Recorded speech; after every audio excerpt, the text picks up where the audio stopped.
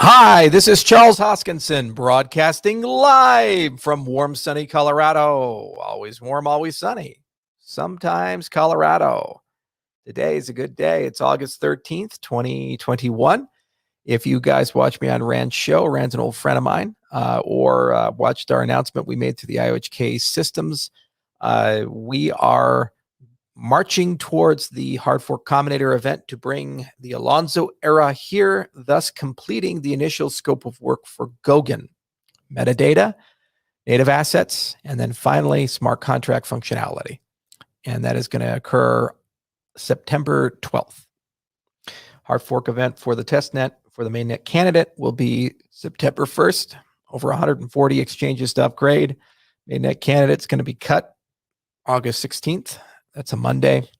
Now, many of you are recognizing that the HFC event is occurring on a Sunday.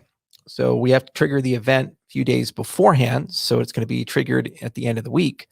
And then it'll occur on the 12th, which is a Sunday. We're going to have a watching party. I shall be there. And we will kill all those spooky ghosts in this so-called ghost chain. How about that? It's been a long road to get here. Years and years and years of effort. I've really enjoyed it. It's been hard, a lot. And the last 90 days in particular have been some of the busiest of my life. And we got through it because of you, the community. Each and every one of you fought hard for us, with us. Every day you showed up, you believed in us, and you said a lot of kind words when there were many who were not saying kind things. I think we've been called everything under the sun. A weird cult by a famous investor. Ghost chain, scam coin, shit coin, never deliver, academic project, just a wallet. But you know what? Here today, we showed the entire industry doesn't phase us at all. The dogs bark, but the caravan shall forever move on in one direction. That North Star is getting billions of people who don't have economic identity, their economic identity. I've always believed that if you want to change the world, you have to play a different game than the game the world is playing. So to win the game, you have to change it. And that's what we did. VCs don't take us seriously, so we created our own. And that's bigger and better than most of them. And it's run by you, not them. Governments didn't take us seriously, so we went to the ones that did. And now they do.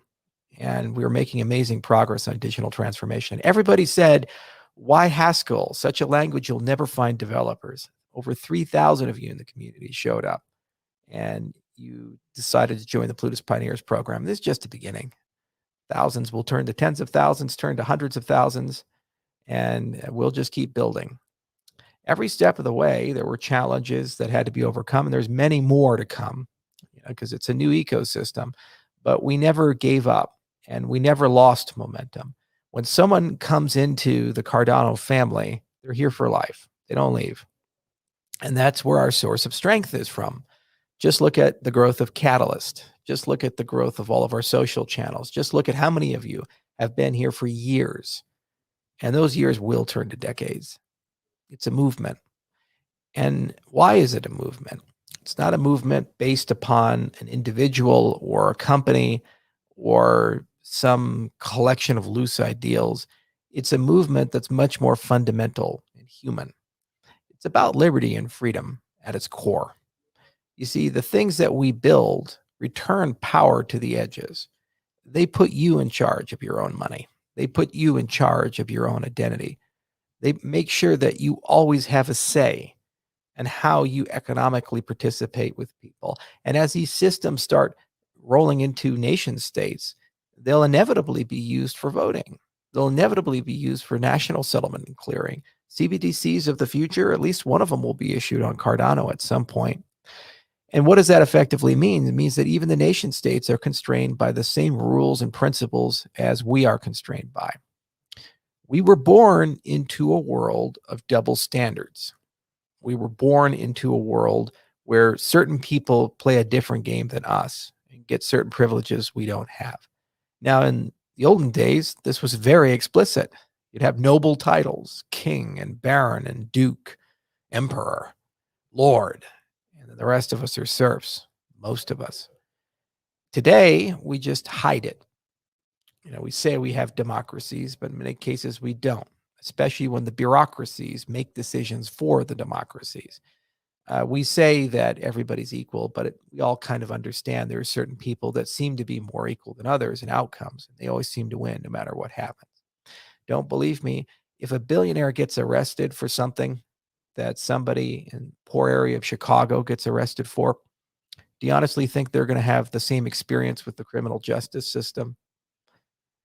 If we had a completely fair, transparent, egalitarian system, they actually would. But we all know we don't. And because we don't, there is an endless quest for mankind to make it better. And we work together on that.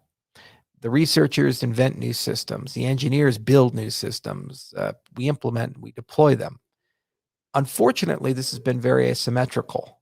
While it's been easy and straightforward for us to make great progress in the technology domain, every year we seem to get a new iPhone, we get a new iPad, we get our new Samsung Galaxy, we get our new version of Windows from time to time, and we see tremendous progress there. The social innovation, the social infrastructure, the governance innovation, the governance infrastructure, the monetary innovation, the monetary infrastructure, these things seem stuck in a molasses that takes decades to centuries and utterly uncaring to the mistakes they make and the people they hurt. This point of cryptocurrencies and broader blockchain technology is about remediating that great sin, that great indifference and blind spot to the suffering governance causes, and putting it on the same evolutionary path that the iPhone has, that technology has. And Cardano, in my view, is the most evolved of these projects because we explicitly confronted some of the hardest things to confront, from how do you have stable fees and native assets, to how do you vote, to how do you have sustainability with your consensus algorithm, how do you do programmability right. All of these things were first principles questions that do not require the answers of the past. Rather, they require models and science and careful thought and careful iteration and a tireless group of people who wake up every day saying we can do better today and we can do better tomorrow.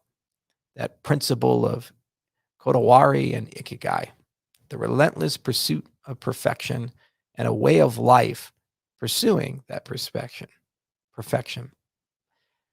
And this is a moment for us. September 12th is just a day, but for you, it's going to be also an opportunity and a moment to build things, to deploy things. In the beginning, it'll be a little tough because it always is. There's going to be some software that doesn't work because it always does. There's going to be a DApp that fails from time to time, and a lot of learning and lessons and optimizations and improvements and extensions and refinements that have to be made. After all, nothing is perfect, but things change quickly. Don't believe me? Look at the time period between when the Wright brothers first took to the sky in Carolina to the moon landing. These two events seem so far apart. Black and white pictures of a crudely constructed flying machine by a few hobbyists to a nation state having mankind stand in a life support suit on a different planetoid, a moon. Amazing accomplishment. Only 66 years. 66 years. For most of human history, seldom would things change in a century. Things would maintain relatively the same lifestyle. If you were born in 700 BC and someone was born in 600 BC, there'd be comparability there. You'd have relatively the same lifestyle, relatively the same expectations. Now, every now and then there's exceptions. But here, 66 years from a crude flying machine to standing on the surface of the moon is an amazing thing. And it's speeding up. That means when we launch this, just like all the other great launches that are coming in our space, we're all evolving the social fabric, the choice theory. We're all looking at the future and saying we can do better. And you're all part of that. It's a movement. Millions of people here, billions of people worldwide who need it. We're all one in that respect. So it was a really, really good day. I enjoyed making the announcement. It's going to be a lot of fun. And the conference is coming September 25th, 26th. It's going to be in 7 locations. The flagship will be in Wyoming. That's where I'll be at, but people will be all over the world, from Cape Town to Tokyo. It's going to be a lot of fun. Okay.